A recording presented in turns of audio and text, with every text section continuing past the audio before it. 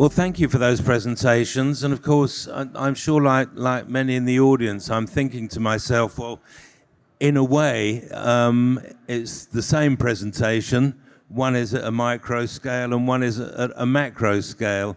And I wonder to what extent you feel the same way that either of you could extend or reduce. Let's start with grid.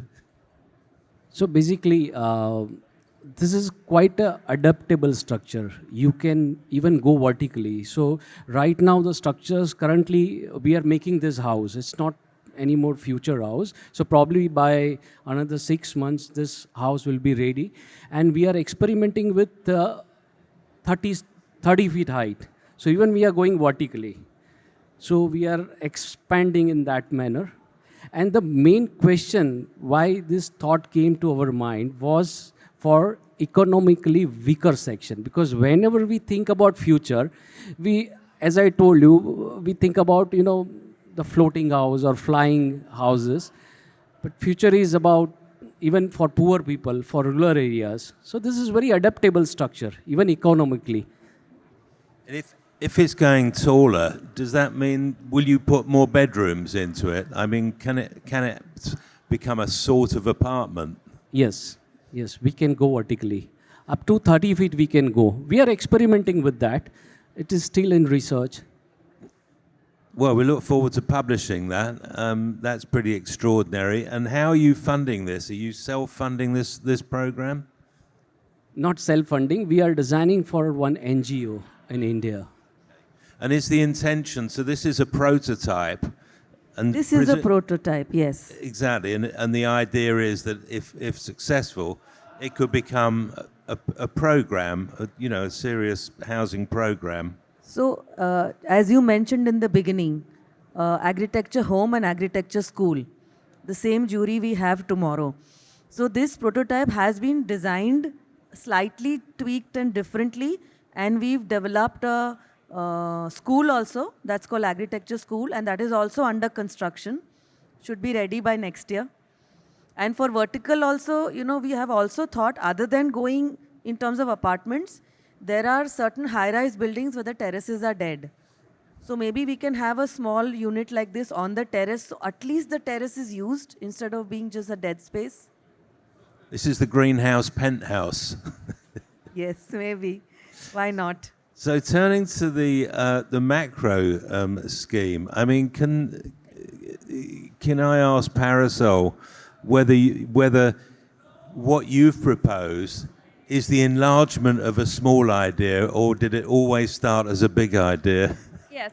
So I think the main focus of our project was really thinking about energy conservation and thinking about how we can help the whole community to come back to life. And the way that we thought about the whole building was not really thinking about, it's just different ideas, different strategies within one single building in a whole.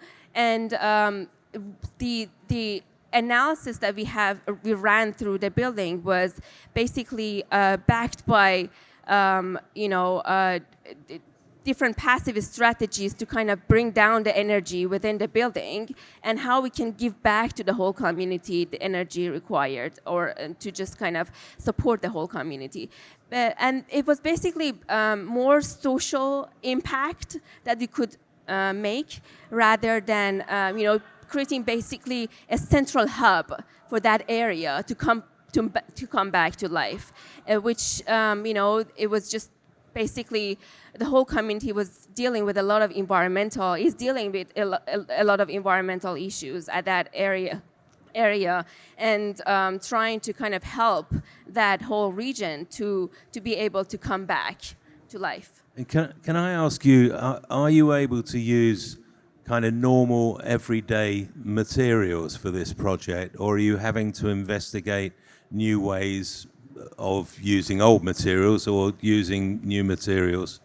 Well, the main material that we have incorporated into the whole building was rammed earth, in this case structural rammed earth, because that whole region is really potential for earthquake. That helped us to really bring down the cooling load for the whole building. And that our analysis showed that rammed earth, because of the thermal capacity that it has, shows that it just helps dramatically to bring down the energy use of the whole building. And can I ask, Grid, in the house, are you able to use, proprietary products, or have you had to kind of redesign elements of that, especially going up 30 feet? No, we are using all natural materials, like, locally sourced, reclaimed wood we are using. We are also using local stone. Though we tried to use this compact earth block, but what we realized that due to some, the dampness in the air because of the hydroponics, the erosion is there on the surface. So we are trying to use natural stone and wood, because natural material is in our DNA. So we connect to those material. Well, a lovely note to end on. I mean, my observation is that, the exploitation of solar power is such an obvious thing to do. And that bit is easy. The sun is there, you can get it and you can grow things. But it then raises a whole series of other issues that architecturally you have to address. It's not just an engineering problem. I mean, it's a total design problem. These are extraordinary projects, and we wish you well. And we're now going to present you with your awards and take your photograph. Thank you so much for giving us this opportunity.